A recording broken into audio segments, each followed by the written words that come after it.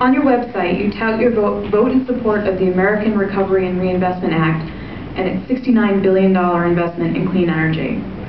Yet, as we unfortunately have seen here in Devens, government-backed energy solutions like evergreen solar, are not always viable.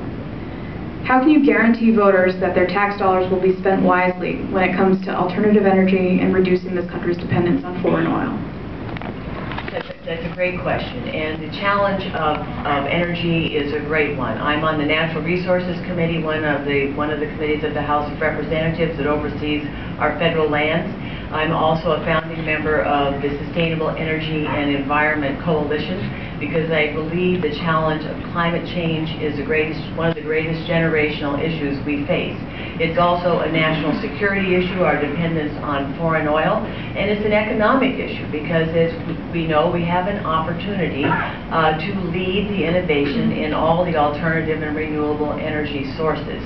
The program you referenced and the funding that went into the Department of Energy, only 3 of those companies have failed out of the dozens of companies that have received grants as a result of a competitive process. But I strongly support tax credits, the production wind tax credit, the solar tax credit. I have seen what they can do. I visited a mill in Lawrence, Massachusetts. It's now empty. The owner wants to fill it with robust businesses, but she wants to control her energy costs. And as a result of the solar tax credit that exists at the federal level and the state level, she was able to bring in a gentleman who funded putting solar panels on a roof that was 2 acres. I said, how big is this? It is 2 acres. While doing that, it also supports a manufacturer in Lawrence that happens to be the dominant manufacturer of the inverter. They take the energy out of the panels and take it to the grid. It's a win-win-win situation. We have to be engaged. And 60-second rebuttal, Mr. Golnik. I believe in the opportunity that green energy represents. I think it would be a fantastic investment opportunities. I think it can create jobs. However, we need to stop the subsidies to green energy. These have failed. We are spending taxpayer dollars to fund companies that are not viable.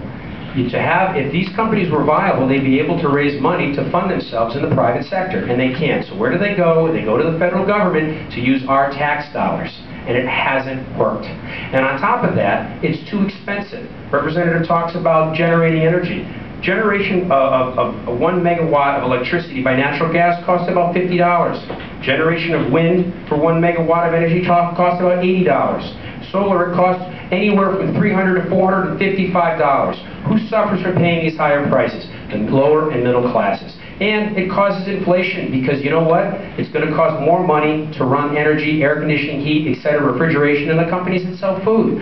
So the only thing green about green energy is the money, the taxpayer dollars that we're throwing at this. Congresswoman Tsongas. Well, I think the example that I cited is a real example of a public-private partnership where there is a recognized need in this country to develop alternative energy sources to compete with China of this world. We don't want to lose the innovation game to a country that is where the government is heavily investing. And then you see the benefit that accrues to the private sector, whether it's in the reduced cost to an owner of a mill who wants to then pass those reduced costs on to her new tenants, or whether it's in supporting a local manufacturer. And it was the private sector who actually provided the financing as a result of the tax credits at the federal and state level that made it possible.